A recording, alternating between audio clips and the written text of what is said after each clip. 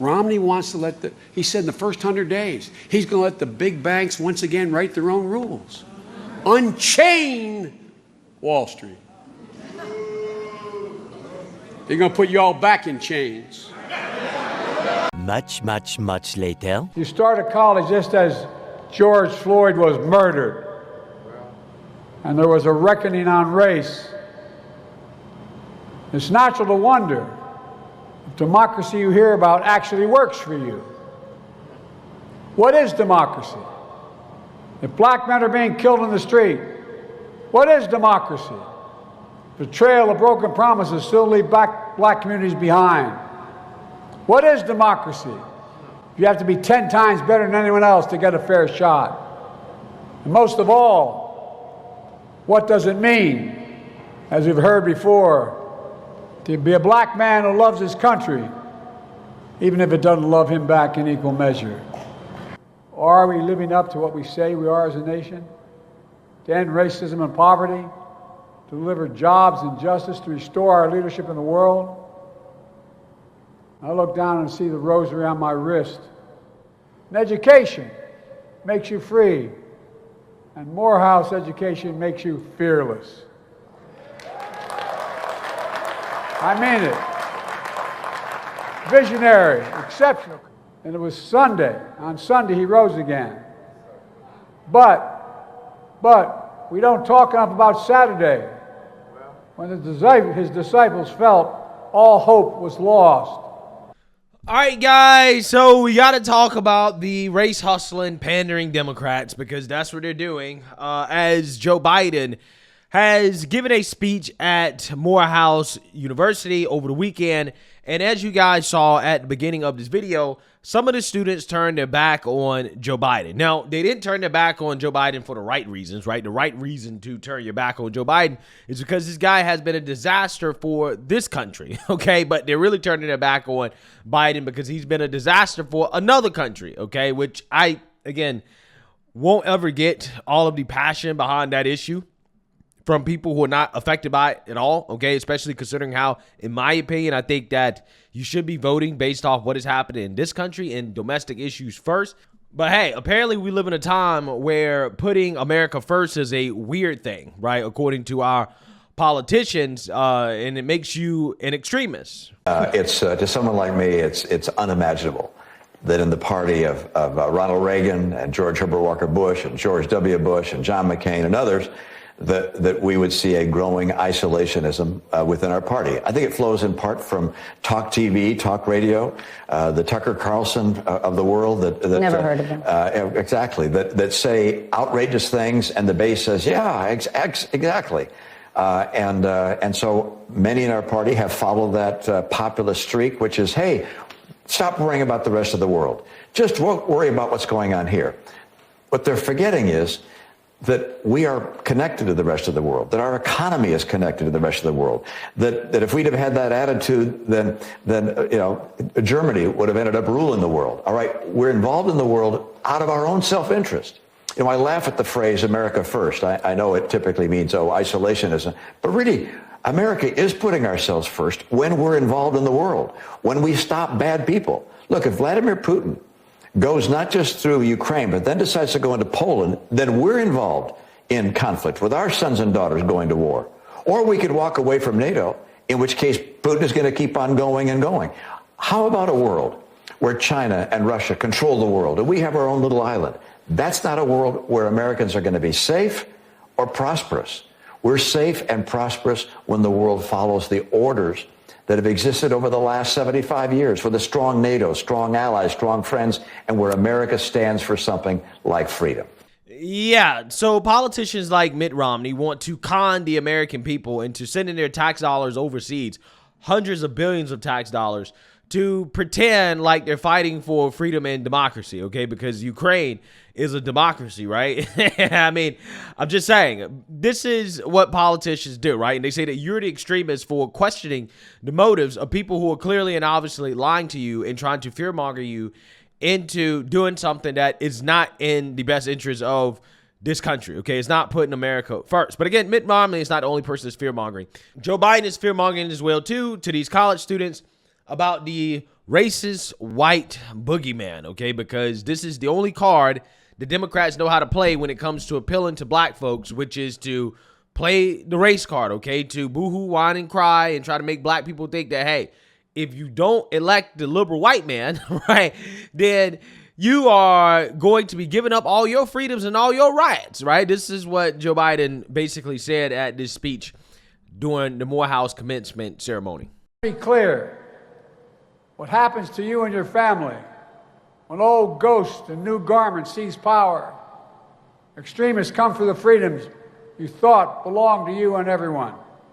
Today in Georgia, they won't allow water to be available to you while you wait in line to vote in an election. What in the hell is that all about? I'm serious. Think about it. And then the constant attacks on black election workers who count your vote. Insurrectionists who storm the Capitol with Confederate flags are called patriots by some. Not in my house.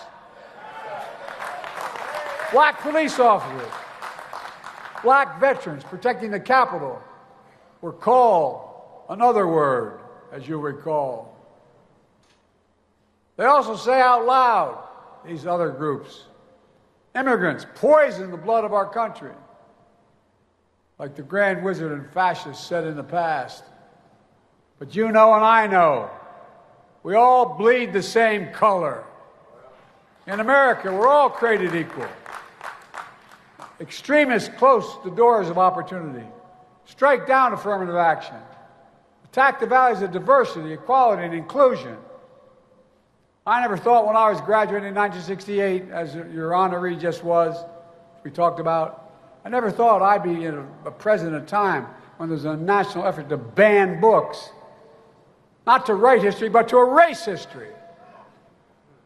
They don't see you in the future of America, but they're wrong. To me, we make history, not erase it. We know black history is American history. Yeah, so you seen that, you heard that, okay? I'm sure that Sleepy Joe knows the words of Klansmen pretty well, considering how he used to hang out with Klansmen, gave a eulogy for a Klansman, and probably was a Klansman himself, or at least thought about joining, what do they call it, a cave, right? An enclave? I'm not sure exactly what they call it, but he probably was thinking about joining, okay? Because this guy was a segregationist senator, right? He is one of these people that put a whole lot of black people in chains with the drug and the crime bill back during the 80s and the 90s. But again, this guy is allowed to show up on this college campus and to give this speech and try to pretend like, well, it's the conservative white man. He's the problem, okay? It's Trump, okay? Trump is the issue. He's the racist. You need to worry about them taking away your voting rights, okay? You need to worry about, you know, them killing black men in the street, right? AKA white police officers. This is what he's trying to say. Even though I would say that, you know, as a black person, statistically speaking, if you're worried about being killed in the street, you should probably be worried about being killed in the street by another black person. I mean, I'm just saying, you know, you should be, I don't know, tough on crime if you actually really support black lives. And if you think black lives matter, yeah, getting tougher on crime and locking up more criminals is probably the way to go. But hey, what do I know? Okay. Apparently I ain't really black, okay, because I don't support Joe Biden, right? So, with that being said, I'm hoping that the pandering is not going to work, okay? I don't think that this time around that you're going to have the same level of support for Joe Biden when it comes to black voters. And it matters really only in just a few swing states like a Pennsylvania or Georgia, maybe a Michigan, okay, where you have these large black population centers that vote blue no matter who. And if they show out enough to vote, they can flip states, again, like a Pennsylvania and a Georgia, which is what happened in 2020, right? But it seems as if even if black voters do show out to vote, they do turn out, which probably is not going to be likely because nobody is inspired by Joe Biden to go vote. They're not going to vote for Democrats at the same clip that they usually vote for Democrats, okay? Because before in the past, Biden has had about 90% support from black people. And now, according to these recent polls, Biden is really losing support. Yeah, that's why I'm here. As a black man, I'm standing here right now and I'm telling every black American, if you continue to support the Democratic Party, which is anti-black, you're a damn fool. I am extremely proud to say that I will be voting for Trump in November. This will be the first time that this has been brought to the South Bronx.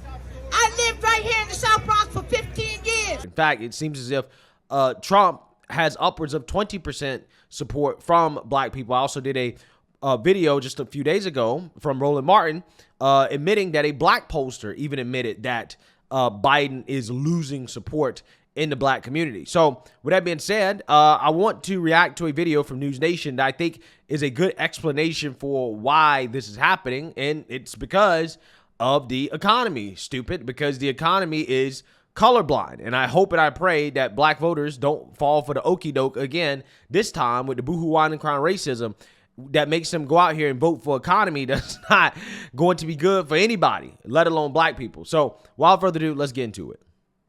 Well, obviously you can do it socioeconomic, but you can do it on issue as well. To your point, they're tied 50-50. That stat you showed up, it's not that Joe Biden is losing African Americans. It's just that he's losing more of them than they've done historically in the past. When you have razor-thin margins, all Donald Trump has to do is get 10% more of the African American vote, and he wins Michigan. He wins Wisconsin. So he doesn't need to win the whole section. He just needs to peel off some. So you say that the issue of talking about racial issues does not trump, no pun intended, the economic issues. Jamie Dimon of JP Morgan talked about the inflation issue coming up in the next 6 months or so. Take a listen. I think the underlying inflation may not go away the way people expect it to. And I look at the future, like a lot of things we look at are kind of inflationary. The green economy, the remilitarization of the world, the infrastructure requirements. Yeah, all these things that Joe Biden is doing, right? The Inflation Reduction Act, the infrastructure bill. We still have some of the COVID money still out there. All of these things, again, are contributing to inflation, the spending money on Ukraine, all these things.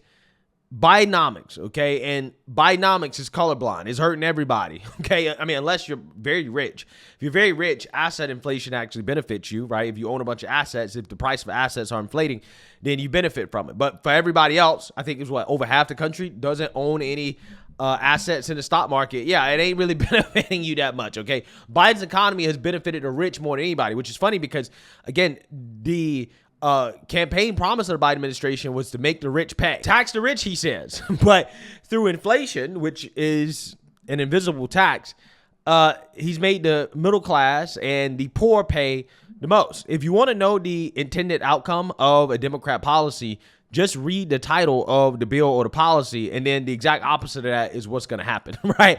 That is how you know what the outcome of a Democrat policy will be. It's very easy to tell, okay? That always is true, okay, for the most part. All right, and these are just numbers. Under the Biden presidency, grocery prices up nearly 1/3, gas up 50%. The average American, it cost them $12,000 more to maintain the same living standards as before Biden took office. Scott, 6 months, how do you turn that around? You don't. Look, you and I have been talking, I think you and I, for the last 2 years, every segment we talk about inflation. The stat right there, $12,000 more. When the average home median income is around $80,000, it's an extra $1,000 a month they're spending on stuff that they think they have to buy. And they do have to buy milk, bread, all that kind of stuff. You can't turn that around unless you can slash basic staples by 30, 40%. Car insurance isn't going to all of a sudden start coming out. We want to put those live pictures of Minnesota back up, which I think is interesting, Kurt, because President Trump is otherwise occupied during the week right now. He's got somewhere he's got to be in New York. Where you choose to go is important. And Joe Biden's in Atlanta, Georgia, which is a swing state. And Donald Trump is in a state that should be safely blue. It shouldn't even be on the Republican map. The fact that he's there may not mean that he wins, but does it force Democrats to start playing defense in more places? I don't think it does. I think in this case, Minnesota is to Republicans what Florida is to the Democrats. They keep chasing these states.